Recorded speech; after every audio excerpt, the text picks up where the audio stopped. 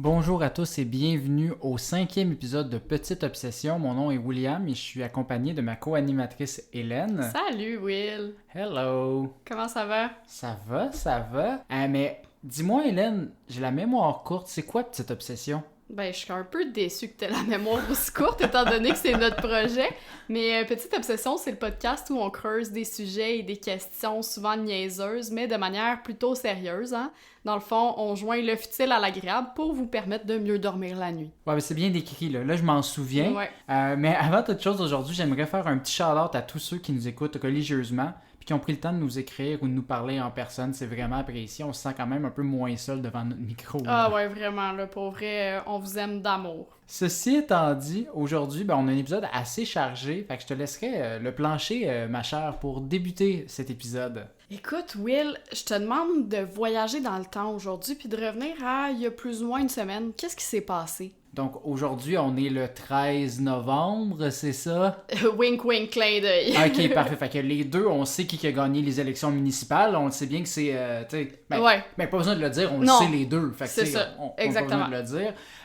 Sinon, aussi, la semaine dernière, il y avait le changement d'heure. Exactement. Je t'ai donné un gros indice dans ma question parce que je t'ai demandé de voyager dans le temps. Puis c'est un peu ce qu'on a fait la semaine dernière. Dans la nuit de samedi à dimanche, on a reculé l'heure. Puis là, en tout cas, si vous n'étiez pas au courant, maintenant vous le savez, là. Mais avant de donner mon humble opinion sur cette pratique temporelle, je crois qu'un petit rafraîchissement de mémoire s'impose, non seulement sur c'est quoi Petites Obsessions, mais aussi et surtout sur les origines du changement d'heure. Il y a beaucoup de gens, peut-être toi aussi, qui pensent que c'est une idée qui a été parachutée par la guerre. Est-ce que c'est ça que tu pensais? Ou tu penses que ça remonte à quand à peu près? Moi, j'aurais dit fin 1800, début 1900, quelque chose comme ça. Écoute, pas du tout. OK. En fait, l'idée de changer l'heure, elle a été évoquée bien avant le 20e siècle. Le 26 avril 1784, il y a le Journal de Paris qui a publié une lettre anonyme dans laquelle l'auteur proposait un concept similaire au changement d'heure, puis expliquait son raisonnement. On croyait à l'époque que c'était un canular, parce que pourquoi qu'on voudrait changer l'heure? Jusqu'à ce qu'on découvre que c'était nul autre que Benjamin Franklin qui se cachait derrière ces lignes. Fait que Benjamin, il écrivait en France, lui, oui, là, il faisait son petit coquin. Je vous le dis, là, j'ai retrouvé une image de sa lettre, là. Évidemment, c'est pas la lettre originale, hein. Je ne suis pas un musée, mais on mettra la photo sur Instagram pour que vous puissiez voir comment c'était écrit dans l'ancien français, là. Tu sais, les A étaient remplacés par des O, puis les S par des F. Mais y a-tu une belle calligraphie, le petit Ben, là? Ben, c'est imprimé, fait que c'est pas sa calligraphie comme telle. Limite. Mais Franklin, il était quand même reconnu aussi pour son sens de l'humour, fait que les Français, ils savaient pas trop S'il était sérieux, là, dans le fond. S'il était sérieux. Puis évidemment, quand je parle de Franklin, je parle de l'homme politique, le créateur du paratonnerre ou encore l'inventeur des lunettes à double foyer, là. Je parle pas de la tortue de la série pour enfants. Parce que oui, on ne le sait pas, mais Franklin a inventé les lunettes à double foyer. Puis, comme je te disais, Franklin, il proposait pas exactement de tourner les aiguilles de nos cadrans, mais plutôt celle de notre horloge interne, notre horloge biologique. Oui. Pas celle qui fait tic-tac quand tu dis qu'il faut que tu aies des enfants. It's baby time! C'est ça, pas celle-là, là, vraiment notre métabolisme, là, notre biorhythme, là, dans le fond. En gros, il explique qu'il a été réveillé à 6h du matin par les rayons du soleil parce que son domestique avait oublié de fermer les volets, hein? First world problem. Pas facile, la vie de Benjamin. Non, effectivement. Mais ce réveil brutal s'est quand même avéré une révélation pour Franklin puisque, dans sa lettre, il incitait les Français à se coucher plus tôt pour profiter davantage de la lumière naturelle du soleil. Tout à fait logique. Mais on s'entend que c'était pas tant une question de faire le plein de vitamine D aux premières lueurs du jour, là, hein? Je pense qu'à l'époque, des carences en nutriments, c'était assez trendy. Mais la vraie raison, c'était pour économiser sur les bougies. Oui, parce que est-ce qu'il y avait une pénurie de cire à l'époque comme il y a une pénurie de main-d'œuvre aujourd'hui? Très franchement, je sais pas, il faudrait investiguer. Mais c'est surtout que les coûts en énergie étaient assez élevés à l'époque, hein, y compris l'éclairage. Fait que Benjamin, il était pas fou. Il se dit, on a une source de lumière gratuite, pourquoi qu'on n'en profiterait pas? Pas mal moins cher. Exactement. Puis d'une pierre deux coups, ça permettait aussi de mieux synchroniser les périodes de travail avec les heures d'éveil. Sauf que ça passe pas dans une France qui est encore très agricole. Tu sais, c'est comme dire que les gens travaillaient pas assez comme ça à l'époque. Imagine si on leur disait qu'aujourd'hui on milite pour faire 4 jours semaine. Ils auraient fait le saut. Ouais, ils seraient pas contents. Fait que l'idée de Franklin, elle est pas retenue à l'époque, hein, en tout cas pas tout de suite. En fait, elle est reprise près d'un siècle et demi plus tard, en 1907, hein, fait que t'es pas trop loin tantôt quand tu disais 1800, 1900, par le Britannique William Willett, un compagnon de prénom, hein? Yes, le meilleur. Qui militait beaucoup contre le gaspillage de lumière. Un éco-anxieux avant son temps, bref. Willett, il a dépensé toute sa fortune à essayer de convaincre le Parlement britannique d'avancer l'heure de 80 minutes durant la saison estivale. Qui est quand même précis, là. Ouais, pourquoi 80 minutes? Est-ce que c'est en hommage à Jules Verne puis son tour du monde en 80 jours? J'en ai aucune espèce d'idée. Mais pour résumer son pitch simplement, auquel je n'ai pas assisté parce que je n'étais même pas encore un projet à cette époque-là, ce qu'on appelle aujourd'hui l'heure d'hiver, ça restait celle du cadran solaire, l'heure normale, tandis que l'heure d'été devenait ce qu'on appelle l'heure avancée, pour pouvoir profiter au maximum des heures d'ensoleillement et ainsi diminuer le temps d'éclairage, donc par le fait même réaliser des économies sur son bill d'hydro ou de lampe à l'huile à l'époque. Bref, durant près d'une décennie, William fait du piquetage jusqu'à sa mort en 1915. Il ne verra jamais son idée se concrétiser puisque c'est en 1916, donc un an plus tard, que pour la première fois, un pays, l'Allemagne, adopte cette nouvelle pratique justement pour réaliser des économies d'énergie durant la Première Guerre mondiale. Puis ironiquement, le Royaume-Uni emboîte le pas 3 semaines plus tard. Juste pour dire. Là, ouais, juste pour dire. L'idée fait éventuellement domino, la France suit un mois plus tard, puis tant mieux aussi parce que jusqu'à une certaine époque, chaque ville française calculait sa propre heure en fonction de la position du soleil. Je pense que tu vas nous en parler plus tard. Oui, effectivement. Mais... spoiler alert. Oui, c'est ça. Mais tout ça pour dire qu'il y avait un décalage de 18 minutes entre Paris et Nice. Puis ça, ben, je pense que c'est ça. Tu vas nous en parler après, mais je trouvais ça quand même drôle de le souligner que, tu sais, on se dit, il y a 18 minutes de décalage, c'est pas très facile de calculer l'heure qui est à Nice quand t'es à Paris. Puis tu vas voir, ça se complique encore plus quand on tombe dans les fuseaux horaires. J'imagine, j'ai hâte, puis en même temps, j'ai peur. Pourtant, notre épisode Halloween, c'était le dernier, il y a 2 semaines, donc... En tout cas, donc, la France adopte le changement d'heure, mais pas pour longtemps, parce que l'heure allemande sera instaurée par les troupes nazies lors de l'occupation. Hein. À la fin de la guerre, les Français décident de garder l'heure allemande et d'abolir le changement d'heure pour justement pas avoir un trop grand décalage avec le reste de l'Europe occidentale qui est restée à l'heure normale. En 1976, par contre, c'est réinstauré à cause de l'explosion du prix du pétrole. À l'époque, il faut savoir que l'électricité, c'était majoritairement produit par des centrales de mazout, donc un dérivé du pétrole. Hein? Puis disons que c'était mucho caro, très très cher pour nos amis non hispanophones. Merci, j'en avais besoin. Ça me fait plaisir. Le gouvernement, il explique alors que c'est une mesure temporaire, le temps que le prix du pétrole se stabilise un peu. Mais finalement, le changement d'heure il est appliqué à toute l'Europe à partir de 1980, fait que ce sera pas si temporaire que ça. On le vit encore. On le sait pas, c'est peut-être encore temporaire. Attends, j'y arrive. Du côté du Canada, on commence à suivre la parade vers 1918 pour accroître notre capacité de production. Hein. Travail et toujours du travail. Legault serait tellement fier de nous. Mais le projet est un peu abandonné entre les deux guerres. Qu'est-ce que tu veux? On n'a pas besoin de soleil pour faire le party durant les années folles. Hein? Évidemment, ça revient en force durant la Deuxième Guerre mondiale pour les mêmes raisons que la première. Puis là, saut dans le temps, va savoir pourquoi, depuis 1987, le changement d'heure il est sous la responsabilité des provinces. Ce qui veut dire que toutes les provinces ne sont pas obligées de changer d'heure en même temps, mais en plus, elles ne sont même pas obligées de changer d'heure tout court. Okay. C'est le cas, entre autres, de la Saskatchewan, le seul endroit au pays qui n'a jamais roulé la petite pinouche de sa montre, là, hein? Et depuis le printemps dernier, du Yukon qui a décidé de rester à l'heure d'été pour toujours. Puis ça, c'est sans parler de la Basse-Côte-Nord, qui, tel un village gaulois, résiste et reste à l'heure normale de l'Est à l'année longue. Fait que pendant l'été, il y a 1h30 de décalage avec Terre-Neuve et Labrador, et pendant l'hiver, il y a 30 minutes. Ah ben oui. Voilà, pourquoi pas, hein? Mais la Saskatchewan, le Yukon et la Basse-Côte-Nord sont loin d'être les seuls endroits dans le monde à ne pas ou plus changer d'heure 2 fois par an. En fait, il y a seulement 20% de la population mondiale qui est touchée par cette pratique. C'est pas beaucoup, 20%. Pas tant, non? Non.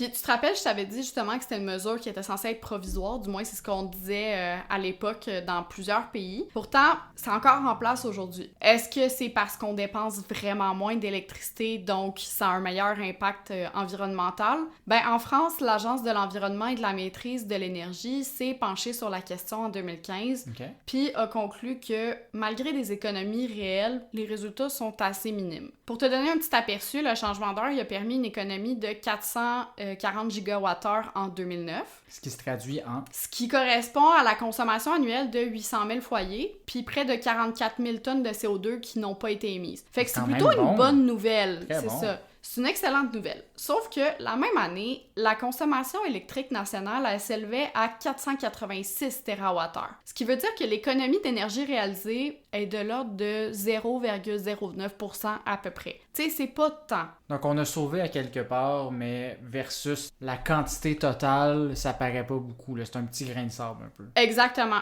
Puis... je sais qu'il n'y a pas de petites économies, tu sais, mais il reste que l'argument d'avancer l'heure pour économiser sur l'éclairage, ça tient pas tellement la route pour moi, puisque, anyways, l'énergie qu'on va économiser l'été, on va l'utiliser pour s'éclairer l'hiver quand le soleil n'est pas levé en même temps que nous. Fait que, ouais, ben un négatif puis un positif, pour moi, ça fait rien, nada, niet, nothing, tu sais. Puis même au Québec, l'électricité, ça représente moins de 5% du budget énergétique d'un foyer. Fait que merci aux ampoules qui consomment maintenant 75 à 80% moins d'énergie que les ampoules halogènes, hein.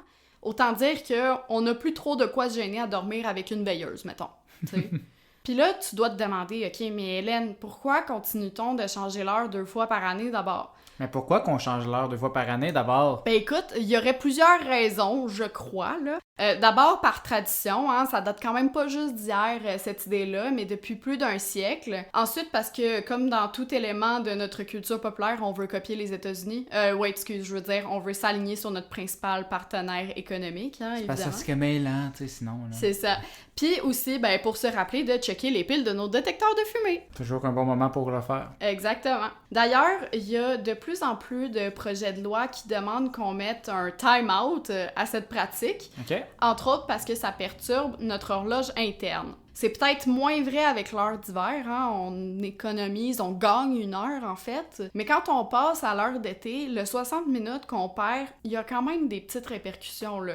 Notamment la perte de l'attention, la somnolence, l'humeur bougonne. Il y a une étude de l'université d'Aarhus au Danemark, qui est d'ailleurs une ville réputée pour compter parmi les personnes les plus heureuses au monde, qui a constaté qu'il y avait 10% plus de diagnostics de dépression au moment du changement d'heure. Je dis ça de même, là. Mais la dépression, elle occasionne des pertes moyennes de 32 milliards de dollars en productivité au Canada. Ouais, ça ferait pas de tort de se le skipper, ce petit 10%-là. C'est ça. Puis le changement d'heure, il affecte surtout les personnes qui ont une routine bien établie. Hein? On pense entre autres aux personnes âgées qui mangent souvent à des heures bien précises, ou encore aux jeunes enfants qui font des siestes, par exemple. Bien, ils sont complètement déboussolés par ce changement d'heure. Écoute, c'est pas mêlant, là, ça stresse même les vaches dans leurs horaires de traite, là, pour te dire. Ouais. Ben, il y en a qui disent que c'est un mythe, mais reste que les vaches, habituellement, doivent être traitées, je sais pas comment on dit, très à des heures fixes. Donc, si on change l'heure, sont toutes déboussolées. Puis tu veux pas qu'une vache ait une montée de lait, je pense. Avoue que t'es fier de ton jeu de mots là-dessus. Je l'ai même pas écrit. Je l'ai pensé direct. Bravo.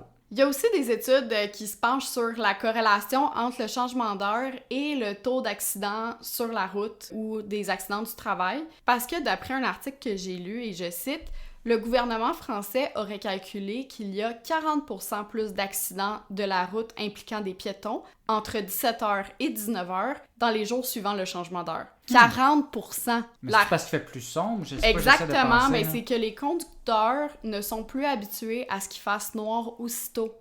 Puis évidemment, ben, ils sont plus fatigués. C'est la fin de la journée. C'est la fin de la journée, tout ça. Donc, en février 2018, le Parlement européen a demandé à la Commission européenne d'étudier le dossier du changement d'heure en organisant une consultation publique. Sur les 4,6 millions de répondants, il y a 84% des Européens qui ont voté pour mettre fin au changement d'heure. C'est pas rien, là, 84%. C'est un méritas, là, tu sais. Puis finalement, ils l'ont pas plus fait. Je t'épargne un peu les détails de cette poutine politique, mais grosso modo, si on abolit le changement d'heure, faut quand même que chaque État choisisse s'il conserve l'heure d'hiver ou l'heure d'été. Fait que, par exemple, si le Portugal garde l'heure d'hiver puis l'Espagne l'heure d'été, il y aura pas 1 heure de décalage, mais 2 heures de décalage entre les deux pays. Fait que c'est toute cette game-là politique qui fait en sorte que ça a pris du temps. Puis initialement, ça devait entrer en vigueur en 2019, mais à cause de l'échéancier trop court, parce que, tu sais, ça prend du temps, là, tourner toutes les aiguilles de l'Europe au complet, ben la fin du changement d'heure a été reportée à 2021. Fait que le 31 octobre, c'était censé être la dernière fois que les Européens subiraient cette pratique, mais l'était-ce vraiment? Eh ben non, parce qu'il s'est passé une petite affaire affectueusement appelée la pandémie. Ah non, Non, tu connais pas? Je connais pas. Ben écoute, on a beau avoir tout plein d'outils technologiques à notre portée, Mr. COVID, il a ralenti les discussions, hein. Et c'est tant mieux pour le Conseil des ministres, parce que t'imagines une réunion Zoom pour parler de ça? Déjà qu'une assemblée, c'est assez endormant en présentiel. Ah, quoique, ça pourrait peut-être aider les gens qui souffrent d'insomnie, hein. C'est une bonne alternative aux podcasts, à ASMR, pis tout ça, là. Peut-être qu'ils pourraient... T'endormir dans la conférence sur le changement d'heure. C'est ça. Mais bref, je te dirais qu'au Canada, l'opinion publique tranche pas mal du même côté, puisque 85% des gens sont en faveur de mettre fin au changement d'heure. Il y a certains qui souhaiteraient même garder l'heure avancée à l'année longue, donc l'heure d'été, et ne plus être sur l'heure du cadran solaire. En autant qu'on est toujours sur la même heure, C'est ça. Comme le Yukon le fait déjà depuis le printemps dernier. Puis c'est bien beau tout ça, là, mais ça ferait quand même en sorte qu'il ferait parfois noir jusqu'à 9h le matin l'hiver. Je sais pas toi, mais moi, j'ai pas signé pour une job de nuit. Je commence plus tôt que 9h, fait qu'il est pas question que je commence dans le noir. Quoi qu'il en soit, ça risque pas de changer de sitôt parce que à chaque fois, c'est encore une game politique. C'est conditionnel à ce que d'autres provinces ou d'autres États des États-Unis emboîtent le pas. Par exemple, l'Ontario, ils ont dit qu'ils se pencheraient sur la question et aboliraient le changement d'heure seulement si le Québec et New York font de même. OK, fait que toute la pression est sur nous autres, là. Ouais, mais le Québec, c'est pas nécessairement juste New York et l'Ontario, ça pourrait être aussi se synchroniser avec le Labrador, le Nouveau-Brunswick, bon, tout ça. Fait que j'ai pris les devants et j'ai intitulé le segment suivant « Manifeste pour en finir avec le changement d'heure dont je suis tannée ». Oh wow, j'adore. Oui, ben j'aimerais justement te le lire. Feel free de m'interrompre quand tu veux. Interrompre un manifeste jamais, là. OK. Donc, peut-être. Ça va comme suit. Je suis tannée de ne pas pouvoir hiberner telle une boucle d'or qui vole un lit à 3 ours pour esquiver le changement d'heure. Ouh. Je suis tannée d'avoir 1 heure de plus pour penser à toutes mes frasques du passé. Mon âme s'éteint déjà à petit feu à mesure que la nuit tombe et ne s'achève pas. Je suis tannée de ne plus savoir calculer si je peux manger ou pas, maudit jeûne intermittent. Je suis tannée de me sentir mal de lire le journal 24 heures quand on a 23 ou 25 heures dans une journée. Ah ouais, c'est vrai. J'essaie d'éviter tout ce qui a un lien de près ou de loin avec Richard Martineau, fait que je le lis pas le 24 heures. Je suis tannée d'être sur le décalage horaire. Hey, ça fait 2 ans que j'ai pas voyagé, là. Faites-moi pas vivre seulement les désavantages, s'il vous plaît. Je suis tannée de stresser à l'idée de pas savoir si l'alarme de mon cell va sonner à la bonne heure parce que je doute de ses capacités à la changer automatiquement. Je suis tannée de perdre l'heure de sommeil que je gagne à essayer de la changer sur mon four ou la radio de ma Civic, qu'on m'envoie un ingénieur de la NASA, s'il vous plaît. Je ne comprends pas comment ça fonctionne. Je suis tannée qu'on recule d'1 heure, mais pas d'une semaine. Il me semble que quelques jours de vacances en plus, ça nous ferait pas de tort, hein? Je suis tannée de vivre une journée de 25 heures quand mon déodorant est bon seulement 24 heures. Qu'est-ce que je peux faire avec ça? Je suis tannée à l'idée de tous les problèmes que ça pourrait occasionner outre mon odeur corporelle. Imagine, là, un criminel qui s'exécute pile au changement d'heure. Le policier en interrogatoire, il va lui dire quoi? Que faisiez-vous entre 2h45 et 2h30 du matin? Ça devient un peu plus lousse, là, c'est ça. Pas pratique. Imagine qu'un bébé naît sur millième de seconde où l'heure change. Est-ce qu'il est né à 2h59 ou à 2h? Puis s'il est né à 3h qui devient 2h, est-ce que c'est la réincarnation de Benjamin Button? Imagine si on te dit qu'il te reste que quelques heures à vivre la veille d'un changement d'heure. Est-ce que l'heure que tu gagnes ou que tu perds, elle compte? De toute façon, dans 6 mois, on va tous revenir sur notre position en se disant que c'était pas tant une bonne idée finalement de reculer l'heure, puis on va l'avancer. Mais je me dis que ça pourrait être pire, puisque, comme je te l'ai dit, le changement d'heure en France, il a eu lieu dans la nuit du 31 octobre. Les enfants, là, sont déjà tous perturbés par le rush de sucre de bonbons qu'ils ont eu. Pas besoin de virer leur métabolisme à l'envers pour une question d'heure d'ensoleillement non plus, hein? Puis oui, ceci est également une invitation à écouter notre dernier épisode spécial Halloween. Ben quoi, on trouve les placements de produits qu'on peut, hein? Bref, je pense que je vais aller m'acheter une lampe de luminothérapie en attendant parce que j'en ai gravement besoin à l'approche de l'hiver. Et c'est ce qui conclut ma partie sur le changement d'heure. C'était un merveilleux manifeste. Merci beaucoup. Très fier. Donc, ben écoute, pour l'épisode d'aujourd'hui, Hélène, mais je savais que tu allais parler de changement d'heure. Ouais. Non pas parce que moi j'ai voyagé dans le temps puis je le savais à l'avance, mais parce qu'on se parle quand même un peu des thèmes qu'on veut aborder ensemble. Là. Oui, c'est ça, le travail d'équipe en général. C'est ça. J'ai donc décidé de me pencher sur un autre aspect de la définition d'heure, c'est-à-dire les fuseaux horaires ou time zone. Ouais. Je vais alterner entre les deux termes pendant l'épisode selon ce qui... Pour qui est pas plus être trop simple. répétitif, là. C'est ça. Puis des fois, on C'est dirait que bon. c'est plus clair quand on parle d'une zone. OK, parfait. Présentement, dans mon travail, j'ai à tous les jours à travailler avec des gens en France, en Roumanie, en Chine, puis sur la côte ouest des États-Unis. Ce qui doit franchement faciliter ton quotidien, hein? Ah oui, clairement, parce qu'on est tous, bien évidemment, sur des time zones différentes. Puis c'est un élément que je dois toujours avoir en tête quand je book un meeting avec eux. Puis ça m'emmène aussi souvent à avoir des meetings à 7h le matin, les deux yeux collés. Puis ça, peu importe si l'heure est avancée ou non. T'sais. Surtout que moi, je dors pendant ce temps-là, fait que... Lucky you. Ouais, je sens une petite pointe de jalousie. À peine. Mais j'ai quand même eu des questionnements qui me sont venus en tête par rapport à ça, vu qu'on parlait de changement d'heure. Ce qui est tout à fait normal, là. Hein? J'ai des petites obsessions, moi, mademoiselle. Un être humain qui se pose pas de questions, c'est louche en temps. Un petit peu. Donc, mes questions, c'était, c'est qui a décidé des fuseaux horaires? À quel moment ça a été mis en place? Puis c'est quoi la méthode pour diviser chacun des fuseaux, puis bien d'autres qui venaient par la suite? Parce que pour moi, c'est un concept qui est quand même assez abstrait, les fuseaux horaires. Parce que, tu sais, on a tous déjà vu les frontières d'un pays qu'on pouvait traverser à pied, puis dire « Ah, je suis dans un autre pays. » Puis là, tu reviens, puis « Ah, je suis revenu dans le pays d'origine. » Même encore là, tu sais, il n'y a pas tout le temps une ligne délimitatrice. Là. Mais tu sais, il y a certains pays qui ont des trucs mais je me souviens, tu sais, spéciaux. entre autres en Europe, ils ont plus de... C'est l'espace Schengen, hein, maintenant, fait qu'il n'y a plus de frontières. C'est la libre circulation des biens, des humains, tout ça. Je me souviens à un moment donné que j'étais sur la frontière entre la Lituanie et la Lettonie et il y avait Sweet Fuck All. C'est juste comme ça. C'est juste que j'ai ouvert Google Maps puis j'ai fait « Hey, je suis sur la ligne! » Ah joyeux. Mais c'est ça, fait que moi, mon cerveau, il y a pas mal plus de misère avec les fuseaux horaires que les frontières, parce que traverser d'un pays à l'autre, ça va, mais dire je fais un pas, il était 2 heures, maintenant il est rendu 1 heure, ça me fuck mentalement. Parce que tu sais, je le sais que je voyage pas littéralement dans le temps, mais c'est quand même weird. Puis c'est moins concret, justement. Tu sais, des fois, il y a des panneaux qui disent « Ah, vous êtes arrivé aux États-Unis » ou « Vous êtes arrivé en Ontario ». C'est ça, il n'est pas marqué vous êtes arrivé 1 heure plus tard. Oui, c'est ça. ça.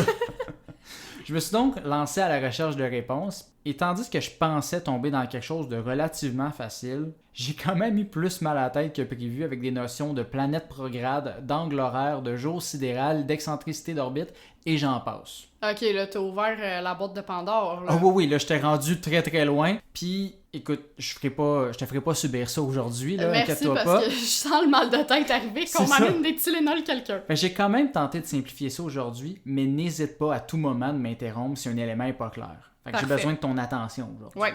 Donc, commençons par un élément plus simple, quelque chose que tu as parlé tantôt. Donc, si tu regardes le ciel aujourd'hui à Montréal, puis au même moment quelqu'un d'autre regarde le ciel à Vancouver, vous verrez pas le soleil sous le même angle. On est d'accord? Il n'est pas au même niveau dans le ciel. C'est assez clair là-dessus. Ça, c'est dû au fait que la Terre est de forme sphérique ou presque ronde. Elle n'est pas plate, mais chut, faut pas le dire. La variation est égale à 4 minutes par degré de longitude.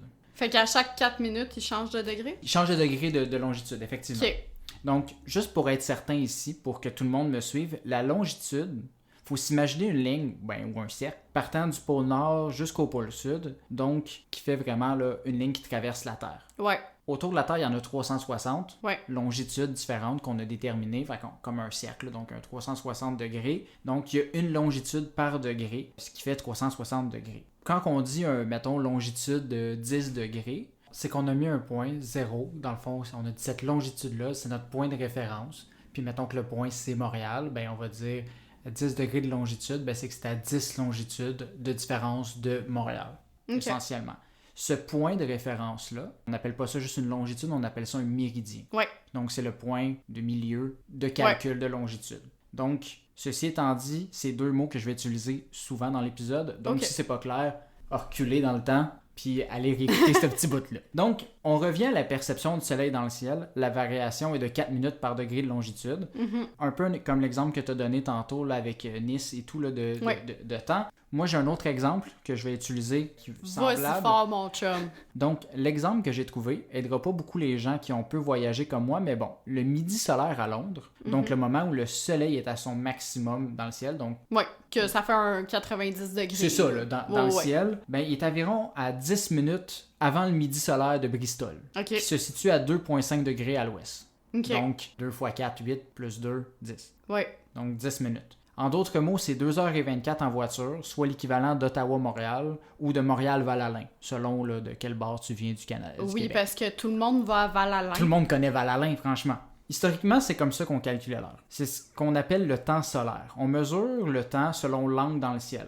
C'est un peu, c'est la base du cadran solaire, quoi. OK. Par contre, c'était pas un système parfait, parce qu'on le sait, le soleil, il varie un peu dans l'année, il va être là moins longtemps, Ouais. ça va varier un peu en angle vu que c'est sphérique, donc c'est pas un système de calcul parfait, les cadrans solaires. Pourquoi faire les choses simples quand tu peux faire compliqué, hein? C'est ça, on a essayé de le simplifier avec le temps, parce que c'était notre seule façon de le calculer, mais on s'est dit, au lieu de le calculer en temps solaire réel, on peut faire un temps solaire moyen. Donc, on trouve le midi, donc le point que c'est le soleil est le plus haut. On dit ça, c'est midi, puis là, on compte les secondes, puis on s'arrange pour que ça fasse vraiment 24 heures avant qu'il revienne à ce point-là. Fait que c'est un peu un temps solaire moyen, basé sur un soleil fictif qui se déplacerait de façon constante autour de la Terre. Donc, il n'y aurait pas de variation de ce soleil-là. C'est un faux soleil qu'on s'imagine dans notre tête pour dire, c'est à peu près, on est revenu à midi pour pas que le midi varie. Donc, c'est clair jusqu'à présent? Jusqu'à présent, c'est assez clair. C'est pas pire, OK. Donc, ces concepts étant établis, laisse-moi te raconter l'histoire de l'instauration des fuseaux horaires. OK.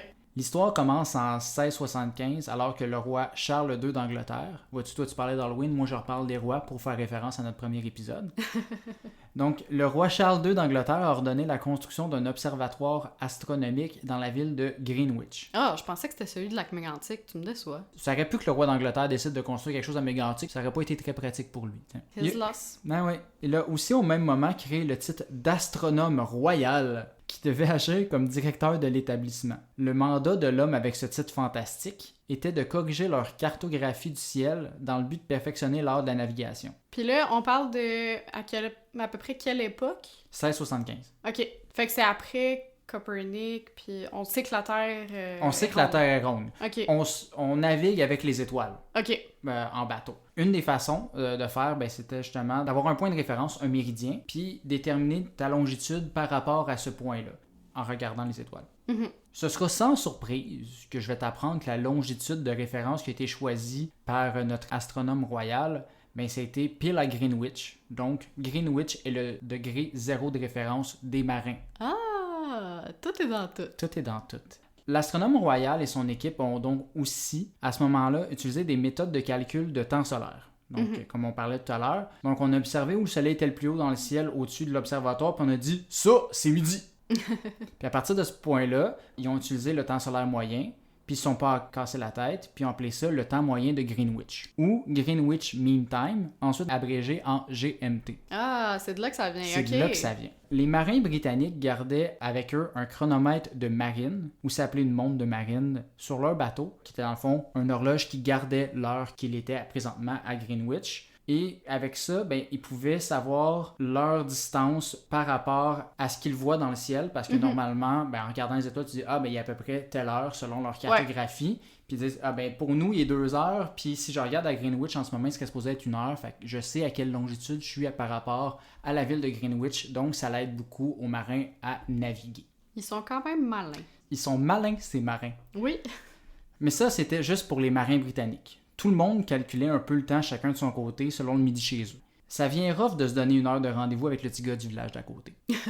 C'est devenu un peu plus problématique au 19e siècle, comme il commençait à y avoir pas mal de développement des transports et des télécommunications.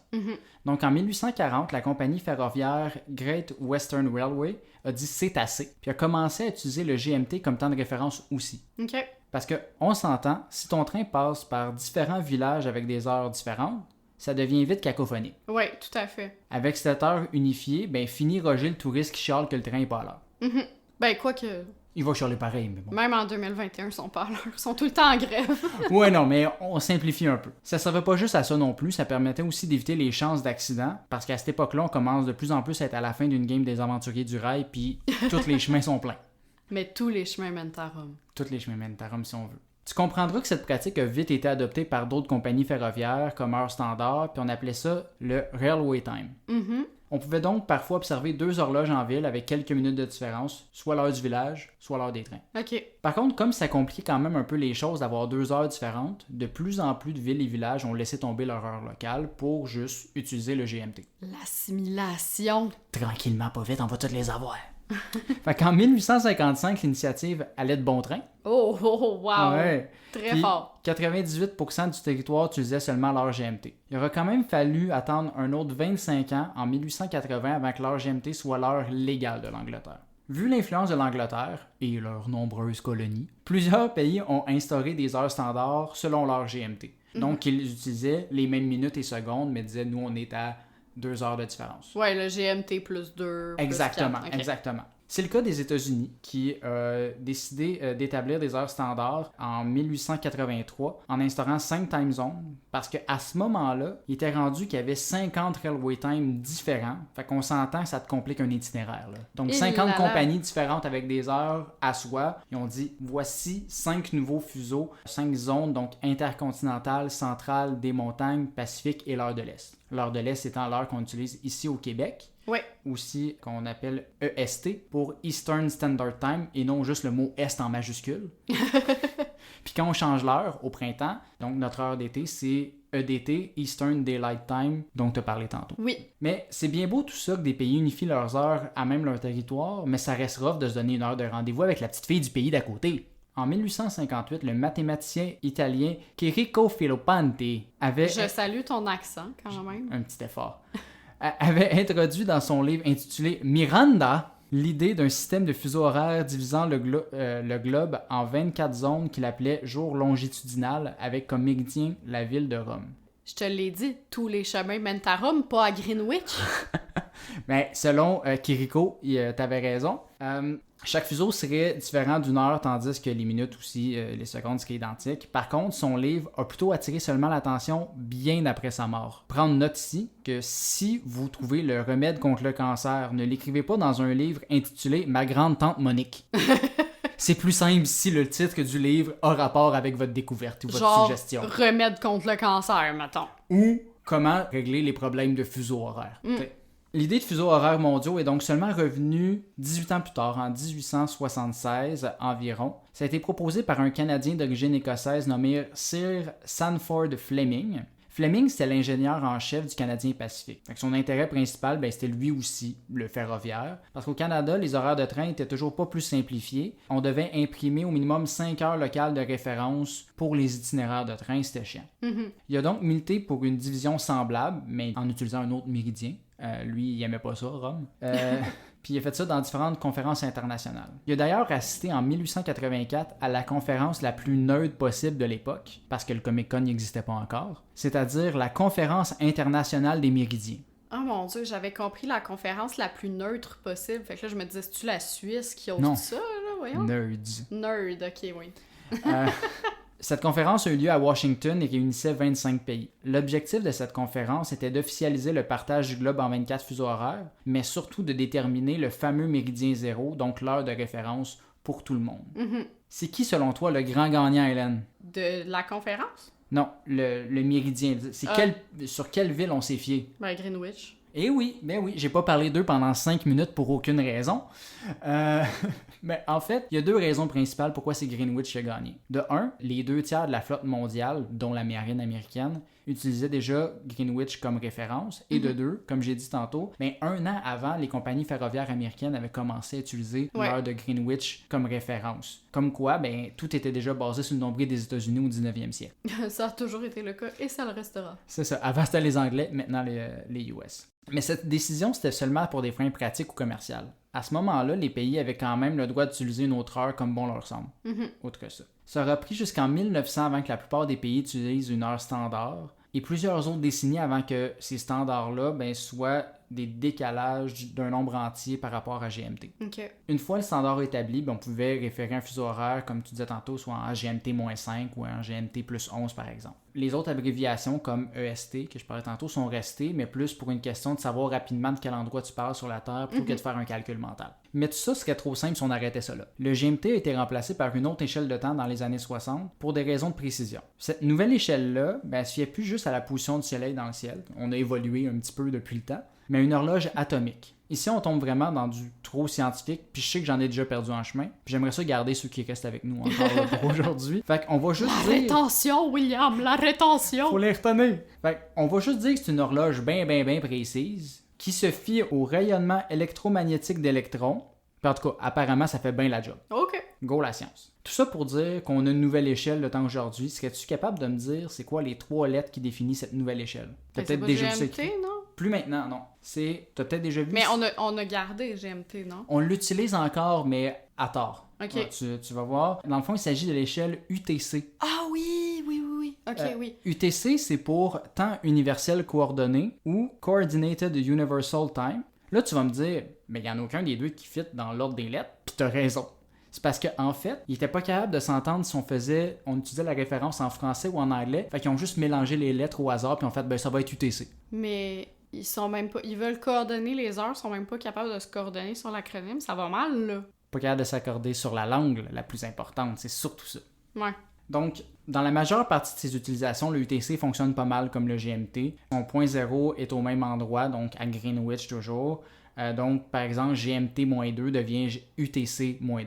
Il y a des petites variations là, dans le niveau des secondes, c'est un peu plus précis, mais somme toute, c'est le même time zone qu'on utilise aujourd'hui. Donc, c'est pour ça qu'on mélange et qu'on dit des fois GMT au lieu d'UTC. Fait qu'ils ont juste changé les lettres, là, grosso modo. Oui, mais c'est plus précis. OK. C'est plus précis à cause de l'horloge atomique que je parlais. Wow. C'est pas très important. Donc, ici au Québec, ben, on alterne entre UTC-5 et UTC-4 selon le changement d'heure. Mm-hmm. Mais malgré cette unification sur un système plus clair, on retrouve encore beaucoup d'anomalies à travers le monde. En Australie, il y a 5 fuseaux horaires et certains sont sur la même longitude. Donc, de haut en bas, si tu es, disons, vers le milieu de l'Australie, tu descends vers le sud, tu vas avancer l'heure du nord.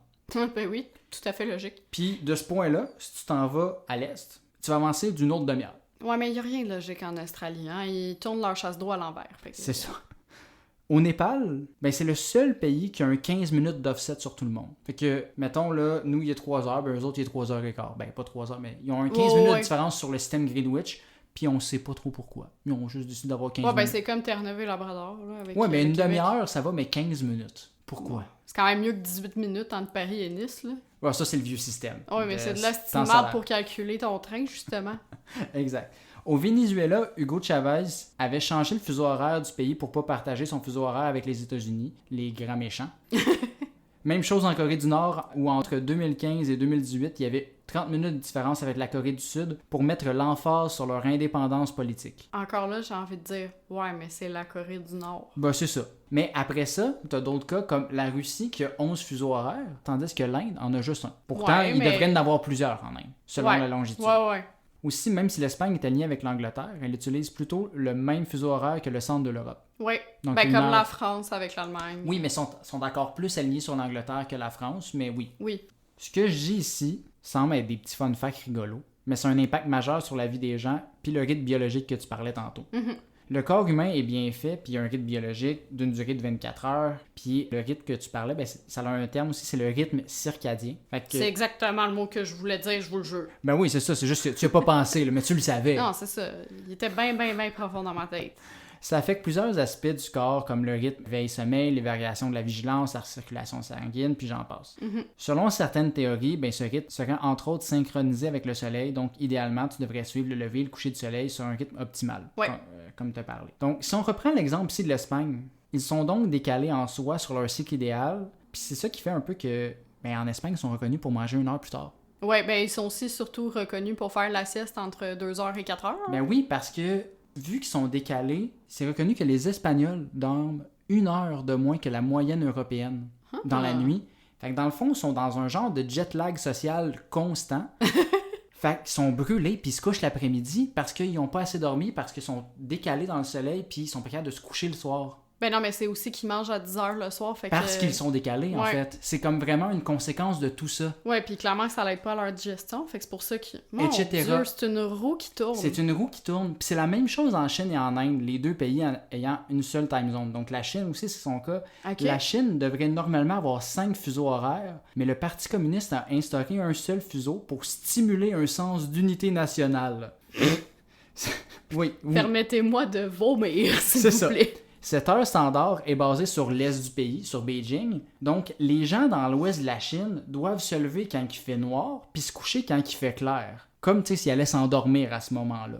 Ça crée un débalancement de 3-4 heures de qu'est-ce qui devrait être normalement, ce qui fait qu'entre autres, il y a des enfants qui sont privés de sommeil, qui peuvent clairement pas apprendre adéquatement à l'école. Ah mon Dieu, pauvre eux. Pauvre Ouais, eux. c'est vraiment terrible. D'autres études démontrent des effets semblables aux États-Unis, tandis que les gens plus à l'ouest, dans la time zone, ont des taux plus élevés d'obésité, de diabète, de maladies cardiaques dus à la perturbation sur leur rythme biologique. Mais Donc, pourtant, ils changent l'heure aux États-Unis. oui, mais sur la même time zone, vu qu'il y a des variations de 20-30 minutes, Ouais. quelque chose, ils ont quand même 30 minutes de moins Ok, que je s'ils comprends. ils suivaient littéralement le soleil, en fait. Parce Ok. qu'ils doivent commencer essentiellement 30 minutes plus tôt que quelqu'un qui était sur le même fuseau. Fait que c'est pas à cause des McDo, là, le problème de l'obésité. Aussi. Ok.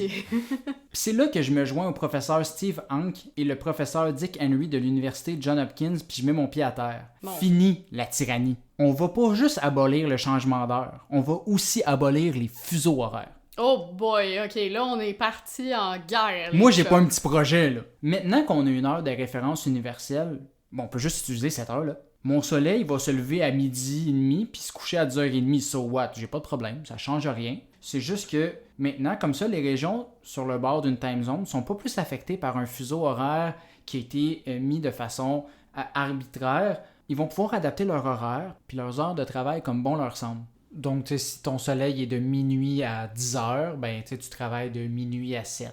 Donc, tu travailles toujours dans le soleil. So what? Tu sais, ça change rien. C'est une sorte un peu de retour à l'heure solaire, mais avec un référent commun. Puis c'est sûr que si tu fais ça, ben, ça va demander un changement du langage par rapport au temps, mais ça vaut la peine, tu sais. Je me poserai plus la question, il est quelle heure en France? Je vais le savoir, il est quelle heure en France. C'est la même heure que moi, mais je vais savoir qu'à la place, ben, eux autres travaillent de 10h à 18h. Je check l'heure, il est 19h, c'est terminé. Je me casse plus la tête, c'est automatique. Tu te mets un calendrier, c'est réglé, Je c'est comprends, tout simple. tu fais plus le calcul. Ok, 10 plus 5, mais là, en fait, ils ont changé l'heure, fait qu'ils sont rendus à plus 6. Puis... Exact. Fait, ça Pas bête, simplifie pas d'une bête. certaine façon. Il faut juste que chaque province, chaque village, peu importe, ça s'adapte pour dire, nous, notre entreprise, on travaille de telle heure à telle heure et c'est tout. Ouais. Ou ça peut être d'entreprise en entreprise. C'est même pas obligé d'être... Ça simplifie dans un sens, mais ça complexifie dans l'autre, dans le sens où il y aura comme plusieurs centaines de milliers d'horaires de travail. Oui. Versus Donc, là, il y a des avantages et des inconvénients. Ouais. Mais moi, je lance ça dans l'univers. Puis, comme ça, peut-être qu'on pourrait avoir un retour à la simplicité puis aux heures de sommeil adéquates. Le rêve. Le seul vrai inconvénient que je vois, c'est de décider à quelle heure qu'on va faire jouer le bye-bye. Donc, c'est ça. C'est ce qui conclut cet épisode de Petite Obsession. Merci d'avoir pris le temps de nous écouter. C'est toujours apprécié. Ouais, et puis ce fut vraiment enrichissant comme épisode, je trouve. Ouais, J'ai on a appris vraiment beaucoup. appris là, sur tout ça. Puis, écoutez, on pourrait quasiment partir une pétition sur l'abolition du changement d'heure et des fuseaux Oui, horaires. c'est ça. Moi, c'est ce que je me dis. Tu sais, si les gens qui nous écoutent s'abonnent sur YouTube, sur Spotify, sur Apple Podcast, au choix, ils peuvent après ça partager à leurs amis, puis peut-être qu'à la gang, on va l'abolir, la dictature temporelle. On vous invite également à nous suivre sur nos réseaux sociaux, Instagram, Facebook et TikTok pour plus de contenu qui joignent le futile à l'agréable. William, ce fut vraiment un plaisir de parler avec toi de temps aujourd'hui. Mais là, le temps file à un moment donné et on a plein de choses à faire aussi. Fait que je pense que c'est l'heure de dire bye-bye, hein? C'est l'heure de dire au revoir, comme diraient les Teletubbies. Donc, merci et on se revoit dans 2 semaines. Bye!